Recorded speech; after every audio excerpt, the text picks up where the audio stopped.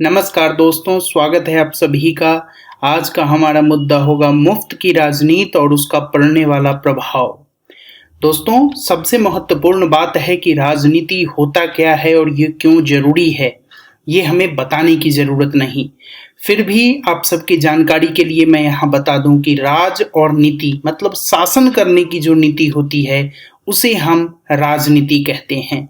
तो राजनीति का प्राथमिक और अंतिम उद्देश्य होता है सत्ता की प्राप्ति करना, क्योंकि जिसके पास सत्ता है वही शासन करेगा और उसी का नीति जो है वो प्रभावकारी बनेगा। तो ये राजनीति जो हमारे दल या फिर व्यक्ति विशेष करते हैं, इनका कोई तो पर्पस होता होगा ना। तो आज की राजनीति का जो पर्पस है वो पहला और अंतिम पर्पस है कि हमें किसी भी हालत में नैतिक या अनैतिक कृत्य के माध्यम से सिर्फ और सिर्फ सत्ता मिलना चाहिए। दूसरा, जो कहा ज्यादा जाता है लेकिन फॉलो कम किया जाता है, दूसरा वो उद्देश्य राजनीति का है लोगों का कल्याण करना। मतलब जब सत्ता का सुख भोगने से अगर समय बच जाए तो लोगों का कल्याण भी कर लिया जाए। लेकिन दरअसल जनता तो ऐसे तो वोट तो देगी नहीं, तो उसके लिए उसको लॉलीपॉप देना होगा। तो वर्तमान राजनीति के वो यंत्र या वो लॉलीपॉप जिसके माध्यम से जनता को लोक कल्याणकारी राज्य का सपना दिखाकर उनसे वोट लिया जाता है, तो वो कौन कौन से यंत्र हैं? सबसे पहला यंत्र दोस्तों है वादा। बहुत अच्छी अच्छी वादे किए जाती हैं जनता से कि ये कर देंगे, आपका ये सुधार होगा, वो सुधार होगा। दूसरा, वादा से काम अगर नहीं चले तो आप समाज का ध्रुवीकरण करो। वो जात के आधार पर हो सकता है, धर्म के आधार पर हो सकता है, भाषा के आधार पर हो सकता है। वहीं लालच, अगर लोग ध्रुवीकरण और वादा में ना फंसे तो उन्हें लालच दो, समाज को तोड़ दो, विखंडीकृत कर दो छोटे छोटे सेगमेंट में, उनको लालच प्रोवाइड करके। ठीक है। और सबसे अंत में जब मास जनता को अपनी तरफ आकर्षित करना हो तो उन्हें मुफ्त सुविधा का भी आप लालच दे सकते हैं। ठीक है। अब हम बात करते हैं कि बहुत सी सरकार मुफ्त सुविधा आज के डेट में डंके की चोट पर लागू कर रही हैं। तो इनका मुफ्त खोरी के पक्ष में उनका तर्क क्या होता है?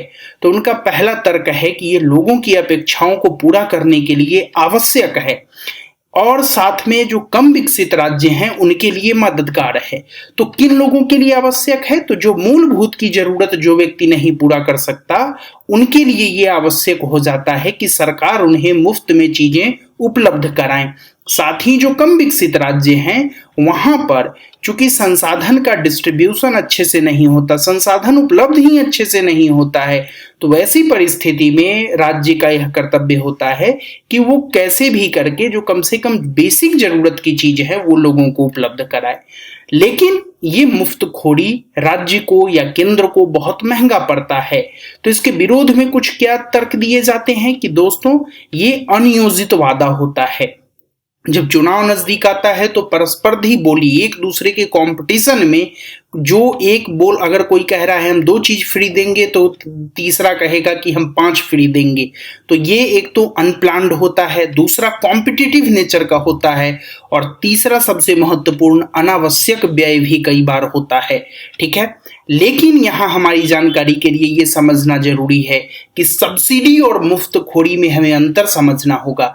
एक हद तक गरीब जनता जो है उसके लिए आप मुफ्तखोरी को जायज ठहरा भी सकते हैं, लेकिन उसके बाद सब्सिडी का जो एक इकोसिस्टम तैयार होता है वो हमारे लिए मुफ्तखोरी से कहीं ना कहीं ज्यादा लाभदायक है। और इसके कई कारण क्या हैं? क्योंकि सब्सिडी जो है वो टारगेटेड होता है, वो किसी भी लक्षित लाभ के लिए दिया जाता है, उसमें एक टारगेट निहित होता है। और सबसे इंपॉर्टेंट, सब्सिडी अपने आप नहीं दिया जाता, वो डिमांड के द्वारा जनरेट किए होता है। जिस सेक्टर में ज्यादा डिमांड होगा वहां सब्सिडी का ज्यादा मतलब आपको पुल देखने को मिलेगा। तो इसलिए आगे की राह हमारा क्या होगा? हमें प्रभावी आर्थिक नीतियां बनानी चाहिए जहां पर हमें विवेकपूर्ण मांग आधारित मुफ्त सुविधाओं को ही लागू करना चाहिए। और सबसे इंपॉर्टेंट, जो सरकार है वो सत्ता में रहते हुए समय का उपयोग करे, न कि सत्ता जब समय पूरा हो जाए तो उसके बाद दोबारा सत्ता में आने के लिए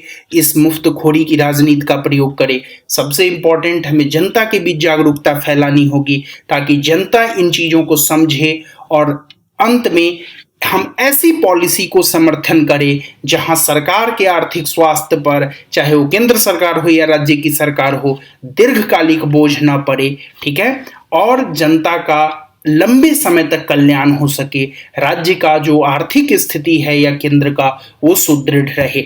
तो आप सबसे अंत में यही विनती है, जागरूक बनिए, जाहिल मत बनिए, सब्सिडी और मुफ्तखोरी में अंतर समझिए तथा अपने आसपास के लोगों को समझाइए और मुफ्तखोरी की राजनीति का पोस्टमार्टम कीजिए अपने स्तर से कमेंट सेक्शन में। तो आप सबका बहुत बहुत धन्यवाद। लाइक शेयर सब्सक्राइब जरूर कर देना इस लेसन को। मिलते हैं किसी दूसरे अगले फैंटास्टिक वीडियो में। शुक्रिया।